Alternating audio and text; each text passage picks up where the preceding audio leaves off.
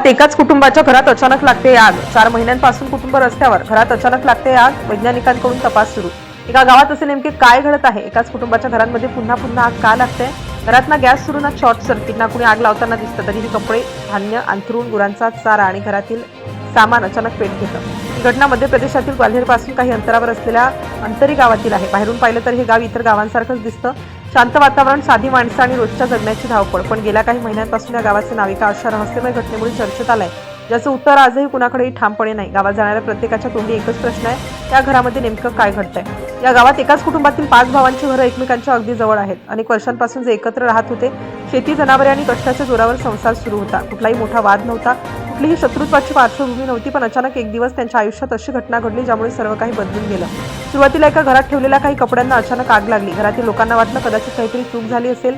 आग विझवली गेली आणि विषय तिथेच संपला असं सर्वांना वाटलं। पण काही दिवसांनी पुन्हा तसाच प्रकार घडला। यावेळी धान्याच्या पोत्यांना आग लागली। कोणालाही काही समजत नव्हतं। हळूहळू ही आग फक्त एका घरापुरती मर्यादित राहिली नाही, त्याच कुटुंबातील दुसऱ्या भावाच्या घरातही अचानक सामान जळू लागलं। मग 3रं घर, 4थं घर आणि अखेरीस 5वं घर। जणू काही आग एकामागून एक घर निवडत होती आणि गावातील लोकांनाही पाहून धक्का बसत होता। या घटनांमध्ये सर्वात विचित्र बाब म्हणजे आग लागण्याची वेळ कुठल्याही वेळी, सकाळ, दुपार, संध्याकाळ किंवा मध्यरात्र। घरात कुणी स्वयंपाक करत नसताना, विजेची कोणतीही ठिणगी नसताना अचानक धूर उठायचा आणि काही क्षणात वस्तू पेट घ्यायच्या। लोक धावत यायचे, आग विझवायचे, पण काही वेळानंतर पुन्हा दुसऱ्या ठिकाणी आग लागलेली दिसायची। 4 महिने असेच गेले। या काळात घरातील किती सामान जळाले याचा हिशोबच राहिला नाही। कपडे, अंथरूण, धान्य, घरगुती वस्तू आणि गुरांचा चारा, मेहनतीने कमावलेली प्रत्येक गोष्ट हळूहळू राख होत गेली। आर्थिक नुकसान तर होतच होतं, पण मानसिक ताण त्याहूनही मोठा होता। या कुटुंबाने अनेक उपाय केले, घरांची तपासणी केली, विजेच्या वायरिंगची पाहणी केली, गॅस सिलेंडरला वेगळा ठेवण्यात आलं। ज्या ठिकाणी आग लागत होती ती जागा बदलली, पण आग थांबली नाही, उलट ती अधिक अनपेक्षित पद्धतीने लागायला सुरुवात झाली। घरातील लोकांना वाटलं कदाचित घरात काही समस्या असेल, म्हणून त्यांनी उरलेलं सामान शेजाऱ्यांच्या घरात नेऊन ठेवलं। आता तरी वस्तू वाचतील अशी आशा होती, पण काही दिवसात शेजाऱ्यांच्या घरात ठेवलेल्या त्या सामानालाही अचानक आग लागली। ही घटना घडल्यानंतर संपूर्ण गाव हादरलं। यानंतर भीती इतकी वाढली की कुटुंबाने स्वतःचं पक्कं घर सोडण्याचा निर्णय घेतला। घर असूनही ते उघड्यावर राहू लागले। रात्री झोपण्याऐवजी जागरण सुरू केलं।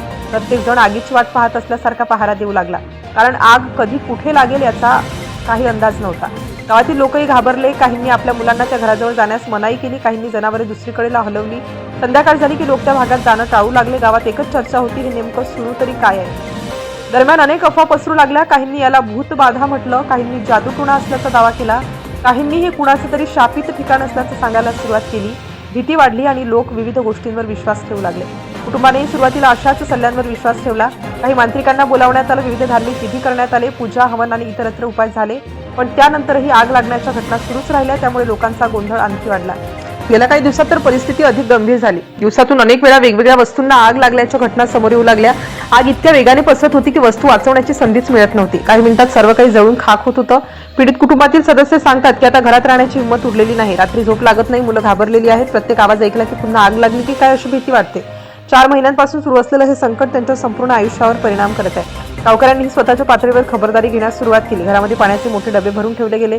कुठे धूर दिसला की लोक लगेच धावत पोहोचू लागले। प्रत्येकजण सतर्क राहू लागला, कारण पुढची आग कुठे लागेल हे सांगता येत नव्हतं। घटनेची माहिती प्रशासनापर्यंत पोहोचताच अधिकारी गावात दाखल झाले। त्यांनी घटनास्थळाची पाहणी केली, कुटुंबियांचे जबाब घेतले, जळालेल्या वस्तू पाहिल्या आणि संपूर्ण परिसराची माहिती गोळा केली। प्रकरण सामान्य नसल्याचं त्यांच्या लक्षात आलं। त्यानंतर पोलीस, वीज विभाग आणि इतर यंत्रणांनाही तपासासाठी बोलावण्यात आलं। शॉर्ट सर्किट, गॅस गळती किंवा मानवी निष्काळजीपणाची शक्यता तपासण्यात आली, पण प्राथमिक तपासात तसं काही स्पष्टपणे समोर आलं नाही। त्यामुळे रहस्य अगदी गडद झालं। शेवटी प्रकरण वैज्ञानिक पद्धतीने तपासण्याचा निर्णय घेण्यात आला। फॉरेन्सिक तज्ज्ञांना घटनास्थळी बोलावण्यात आलं।